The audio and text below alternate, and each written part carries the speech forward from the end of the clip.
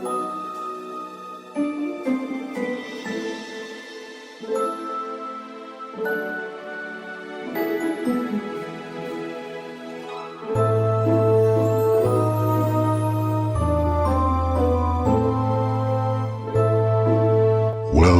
to Paranormal Conversations. Random, off-the-cuff discussions on all things paranormal.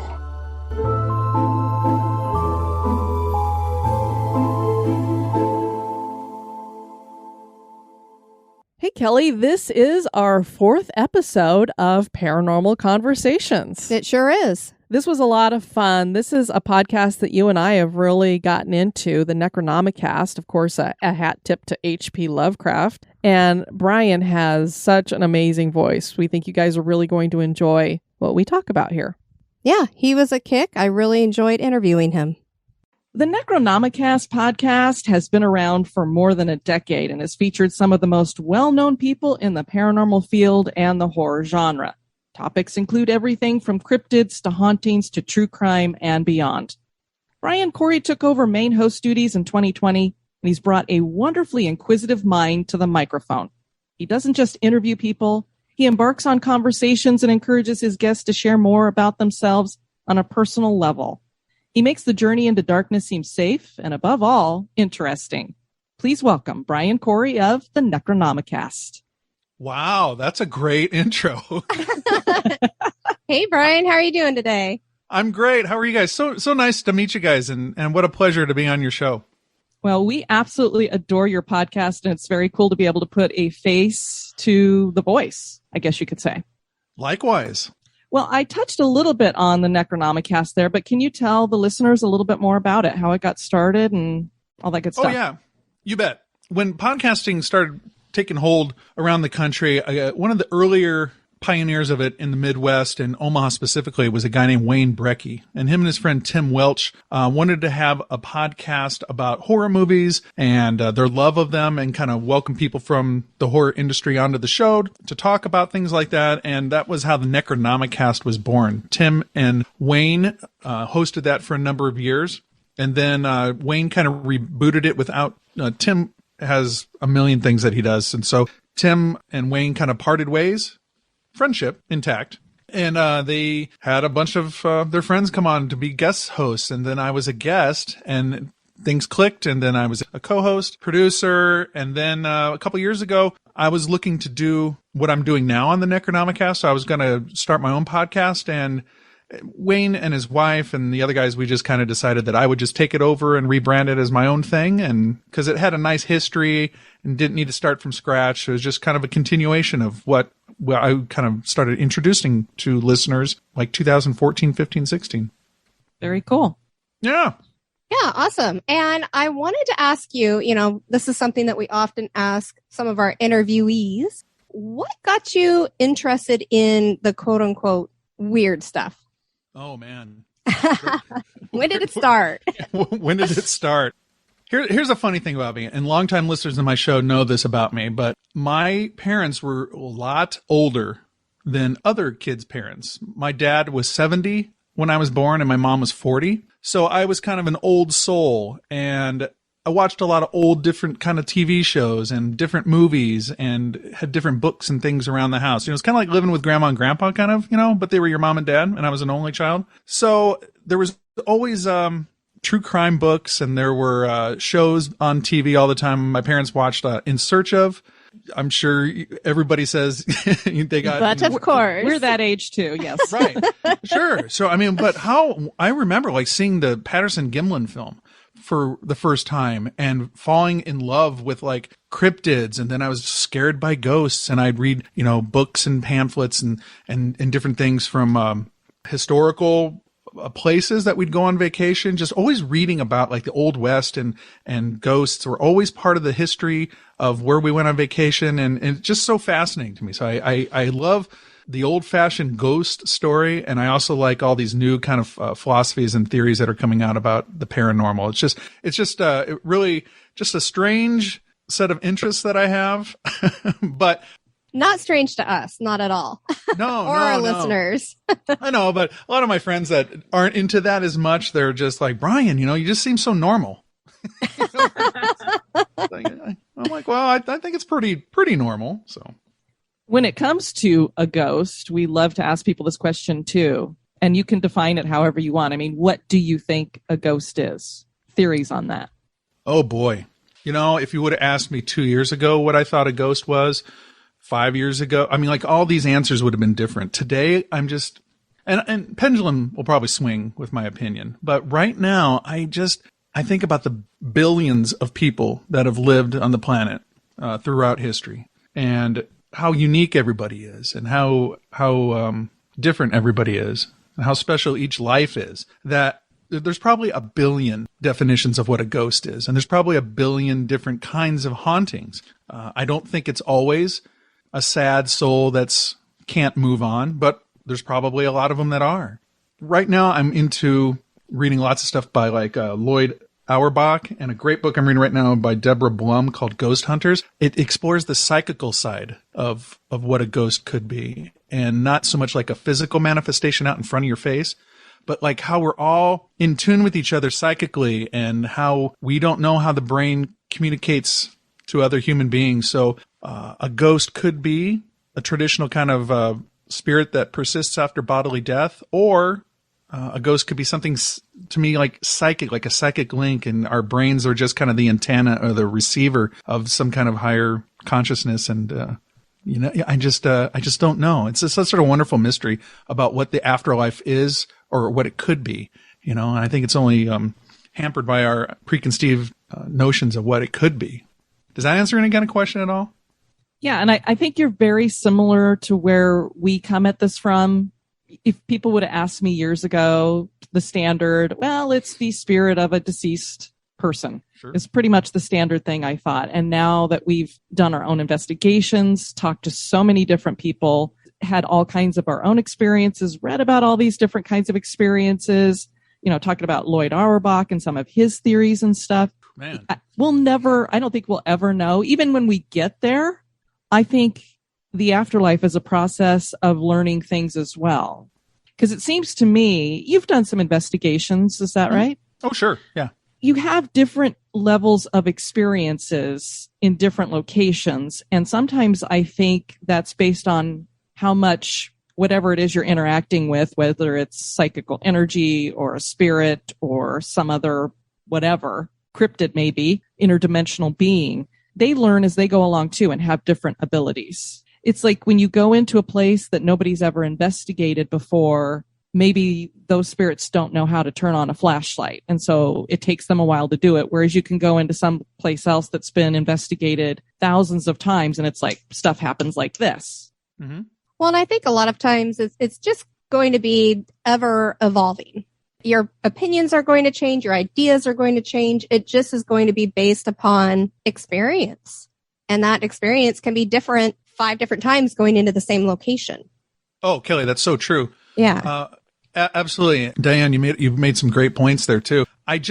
One thing I shy away from, and I'm sure you and your guests, and maybe a lot of your listeners, will share this, but definitive statements about the paranormal and stuff, I just can't really get behind. Like when I see entertainment on television or when people say at a live event or something like, well, this is a ghost. This is a poltergeist. This is a demon.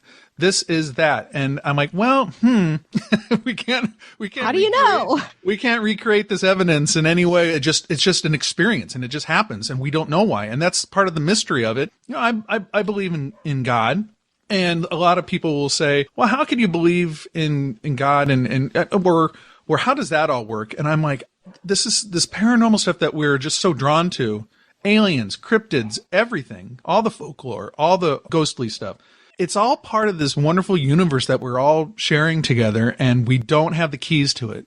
And you know what I mean? Like, I don't have the answers and I don't need to have the answers. I just need to go out and really, instead of looking for evidence, I'm looking for an experience. I'm looking for something that can make me draw me into the mystery of what this all is together. That's what I'm looking for.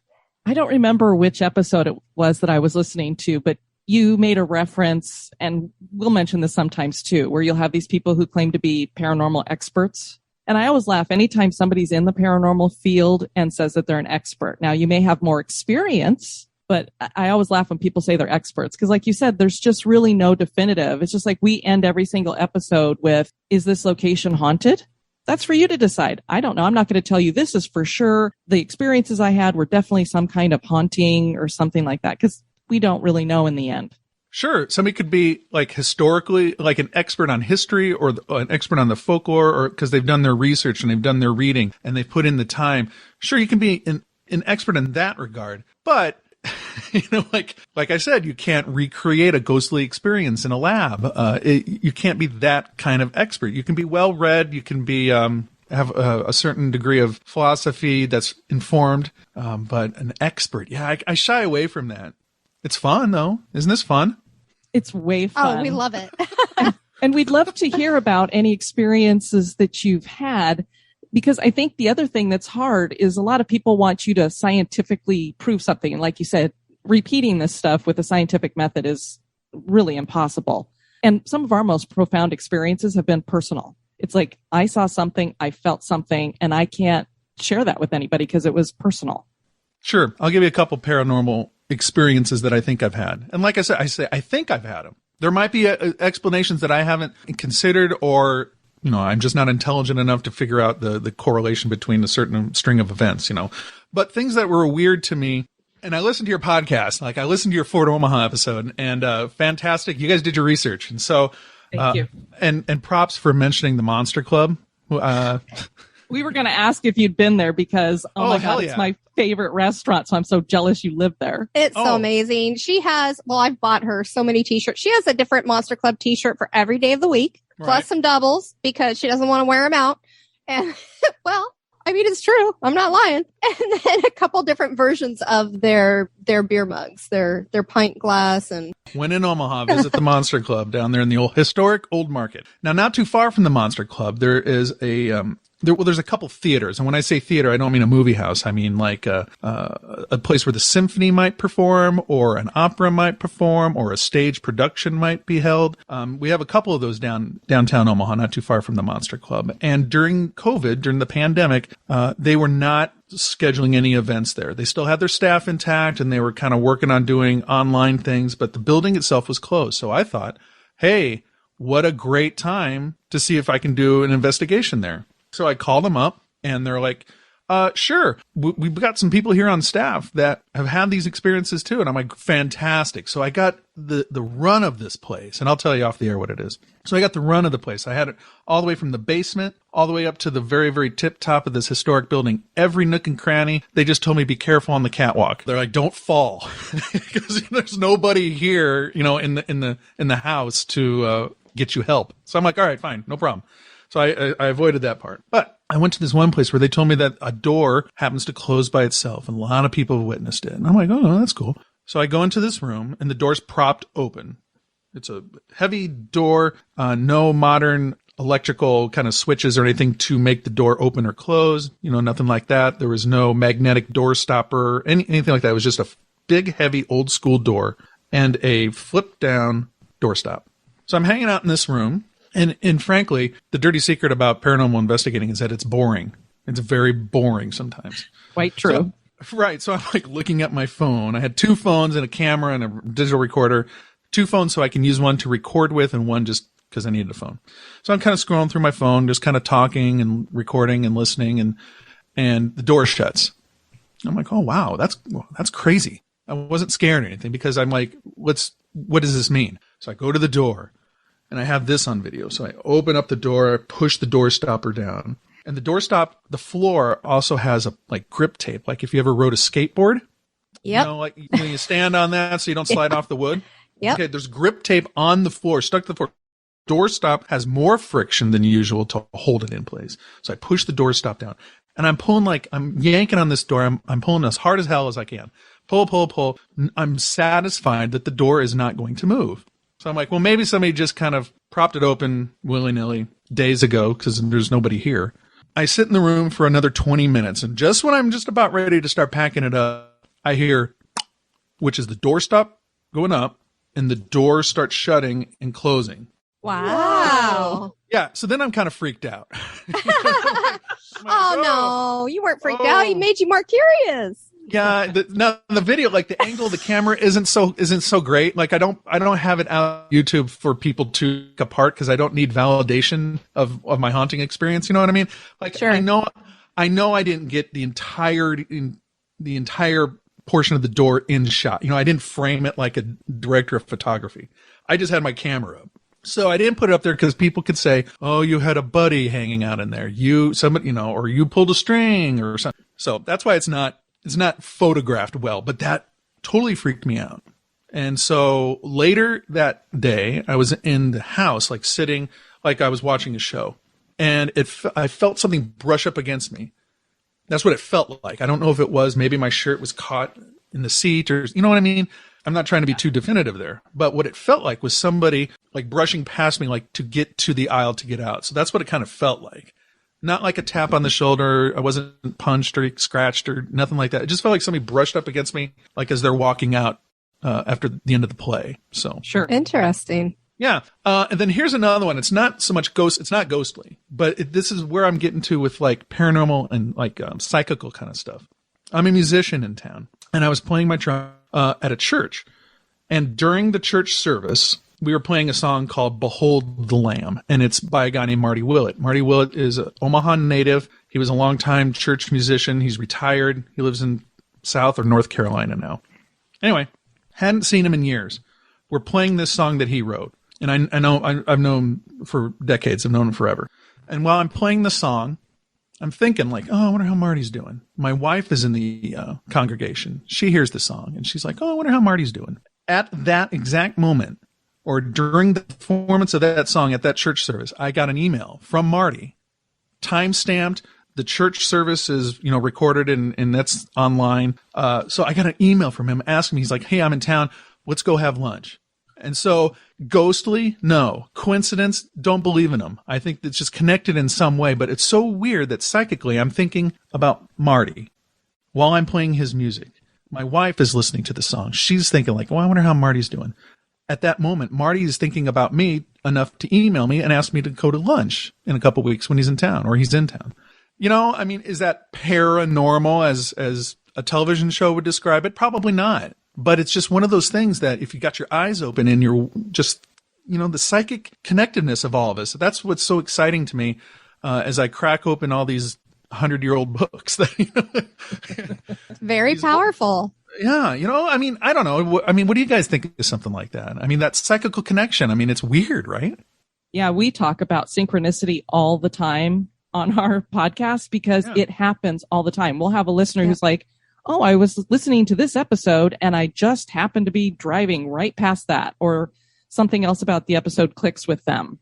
And I agree with you. I don't think there is such a thing as coincidences. Everything happens for some kind of a reason. It may just be that you guys were thinking so powerfully about him that somehow he got a message in his head and was like, I need to let them know I'm in town and get together. Yeah. And when they talk about right brain and left brain stuff, the fact that I was performing music, which is a little bit left brain, but it's a lot of right brain. Yeah. The creativeness of it. My wife in the congregation is hearing this music being performed, and that conjures up thoughts of Marty. Yeah, it's weird. That's very cool.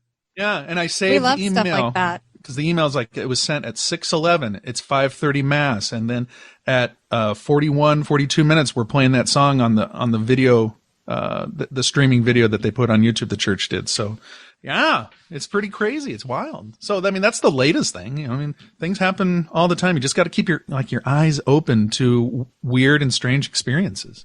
Yeah, we have that happen just between the two of us all the time. But yeah, we're definitely big believers in that. And a lot of times you have no explanation. It's just a matter of, I think it's the power of the mind. Yeah. And if that can happen to living people, who's to say that, after you experience bodily death, that, that spirit, that conscious goes and lives and expressed is in a mystery that we don't know yet until that day happens, Exactly.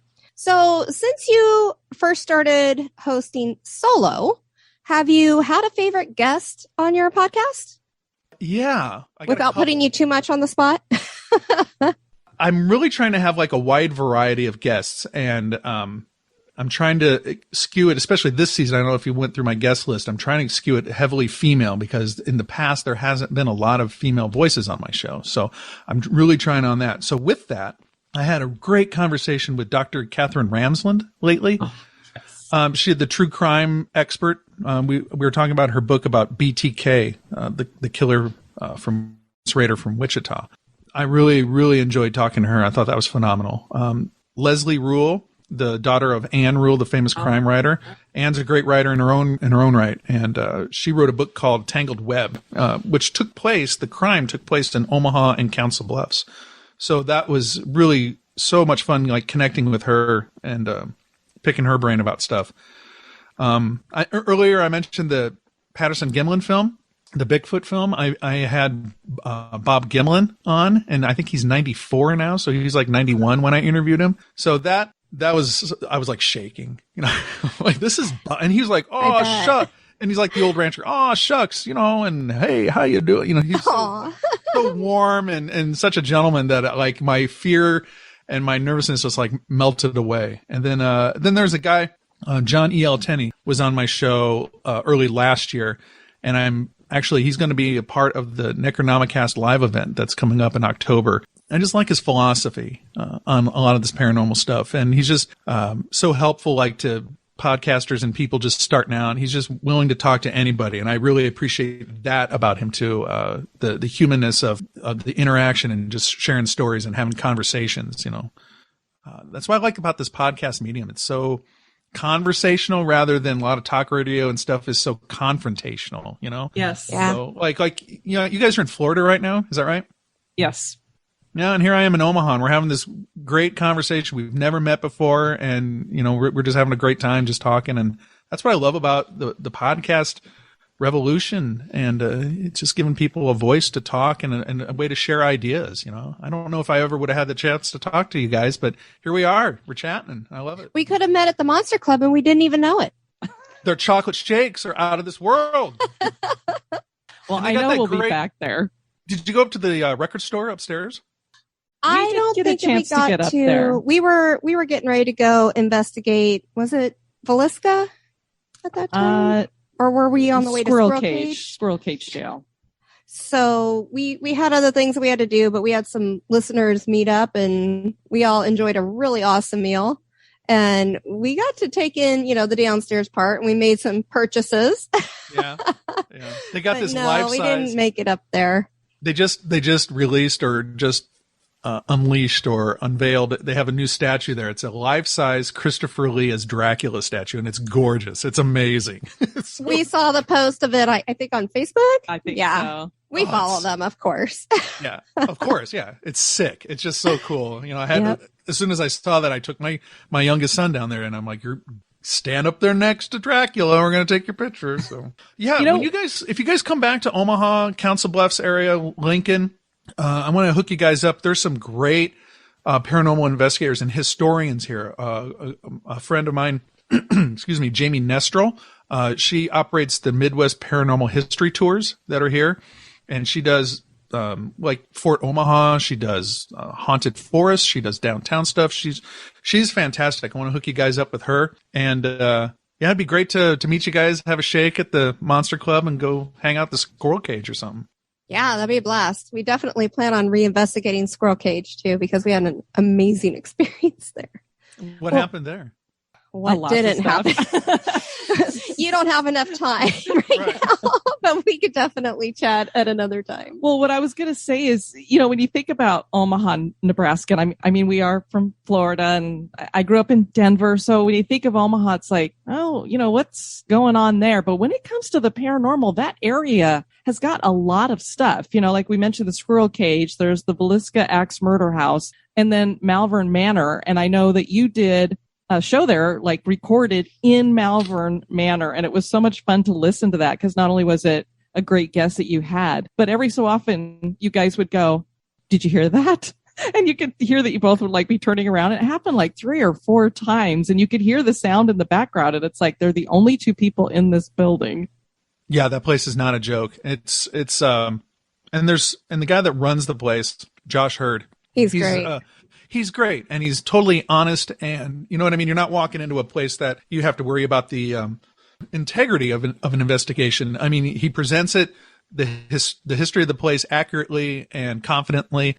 And thanks for the kind words about that episode, because that was a strange one to put together, because like I had to go to, Ron lives in another town, so I had to go pick Ron up because he had car trouble and his wife had the good car, something like that. And then we drove to Malvern, and then we purposely were in the dark Shadow Man hallway with no lights on, and we just propped up 2 chairs. And if you listen on your headphones, like you can hear the reverb of the room that we're in, the hallway. And there was a couple times where you just hear like a turn your head, like, Yep. Okay, you heard that too. All right, well, let's continue to talk while like I'm kind of focusing on him and then looking over here to see if I spot the Shadow Man in the Shadow Man hallway. Yeah, we had some interesting experiences there too. We just kind of did the quick tour. Josh takes you through 15 minutes. Here's this, here's this. And we weren't even expecting it. And he was just like, now you guys could stay as long as you want and investigate a little bit if you want to. So we're like, oh, cool. And he turned us loose, but unfortunately we didn't have a lot of time. It was kind of a last minute impromptu run over to check it out. We had some listeners with us and went through and did a real small investigation. The thing that's great about it, though, is that they have found the history behind some of the stories there. And it's a very profound place to hang out, because a lot of these other asylums and sanatoriums and such, they don't have like the stories that are behind a lot of the quote unquote hauntings that are going on there. Whereas with Malvern Manor, it seems like they have a lot more information on that. And it's just an interesting group of people that have decided, or whatever it is, hanging out together in that location. Yeah, I make it there about 2 or 3 times a year.